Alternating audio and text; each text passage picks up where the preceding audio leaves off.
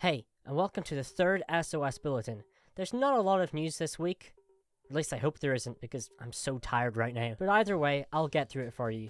I'm SOS, and let's just get to the headlines. Game Freak impresses us all with the Pokemon Presents. The SteamDeck is already failing just after release. A massive NVIDIA leak hints at a major feature in the next-gen Switch. So let's begin. So if you somehow managed to miss it, Game Freak had their usual Pokemon Presents that they have for Pokemon Day. And in this, they showed some mobile game stuff, and will I talk about that? No, because I only report on news that I care about. And the main big thing was the surprise reveal of Pokemon Scarlet and Pokemon Violet. Now, I'm not going to talk about them here, because I made a dedicated bulletin just for those games with all the info I could find. So if you're interested, go and check that out. There's not much else to say in the Pokemon Presents, it's just a quick thing. However, they did reveal a Pokemon Legends Arceus anime, and the main interesting thing about that is that it's being animated by which studio, which, you know, they're the guys who did Attack on Titan, which is sort of known for being very well animated. And I mean, honestly, the plot of Legends Arceus isn't unsimilar to Attack on Titan, so they're probably a perfect fit. Let's move on to a bigger story, though. The SteamDeck released, and yeah. So the sticks are drifting. The sticks are drifting. First the Switch, then the DualSense, then the SteamDeck. I have to give credit to Microsoft right now because as far as I know, they've steered well clear of the drifting curse. So the thing about the PS5 and the Nintendo Switch drifting is that you can change the controllers. The controllers aren't hard attached to the console. Well, yeah, the SteamDeck, it's you're stuck with it. It's like a Nintendo Switch Lite. If it drifts, you just can't use it. You can't use it. There's no sliding Joy-Cons that come off.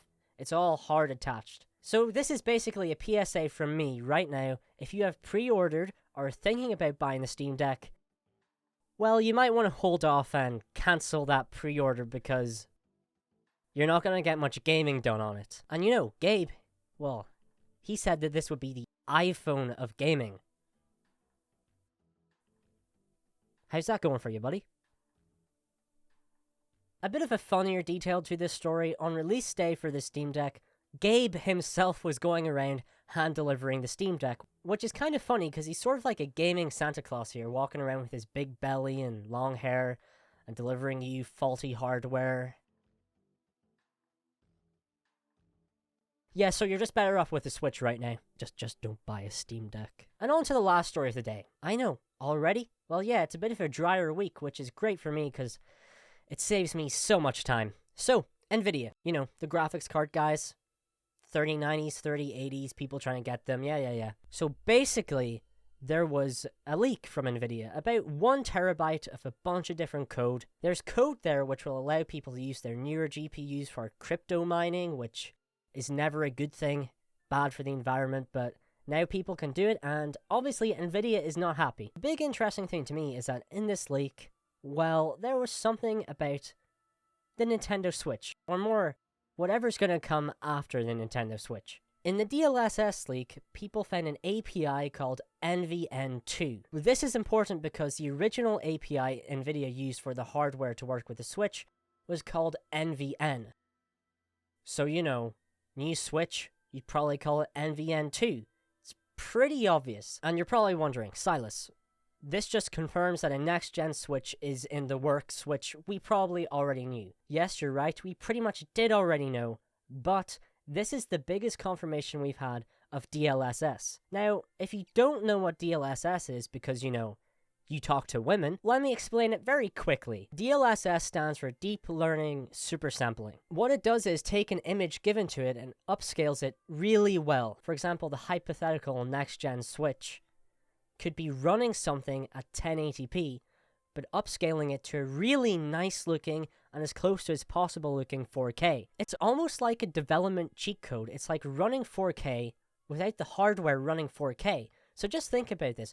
Pokemon 4K, Mario 4K, Zelda 4K. Imagine if one day we get another Breath of the Wild game and it's in a DLSS upscaled 4K. This is definitely needed for Nintendo, as the Switch hardware is just outdated right now, especially since the PS5 and Xbox Series X are doing crazy 4K gaming right now and even upscaling to 8K. So Nintendo needs an upgrade so they can keep on getting those third-party games. Now, when would this release? Probably not this year. 2023 is a real possibility though, especially since when you look at how Pokemon cycles work, the second generation on a console tends to mark the end of a console's lifespan. Because I only really know how to measure time in terms of Pokemon game releases, and it has me wondering some other things. With the amount of different titles Nintendo's actually putting out this year, like they've got a lot for once. Where are they going to fit Breath of the Wild 2 in? So I'm beginning to think that game may possibly be delayed into next year, and if that happens, it could very well be a launch title for the Switch 2, in the same way like Breath of the Wild released on the Wii U, but also on the release day of the Switch. And if this is the case, I might be a little bit annoyed, because this is not a joke. The day before this news came out, I got myself a Nintendo Switch OLED. And why did I do that? Because I wanted to play Breath of the Wild 2 in bed with a nice crispy OLED screen. So, you know, if there ends up being a better version of that game released on a next-gen Switch, I'd want to buy that.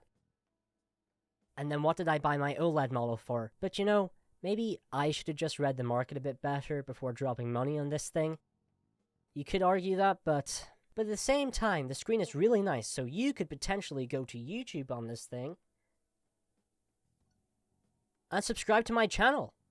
And why should you do that? Because you'll get an SOS Bulletin every Thursday. Most of the time. I don't know, this is my 3rd episode, but we're going strong, 3 weeks. And also, only a small percentage of you guys are subscribed, and it would be cool if a larger percentage of you guys were subscribed, and then we could, you know, have fun together every week, and stuff like that. I also make videos outside of the Bulletin too, so you can check those out as well. So that's a wrap for this week. A bit of a shorter one this time round, which is fine by me, no complaints. So I'll end it here. Like, subscribe, and comment what you think about any of these stories.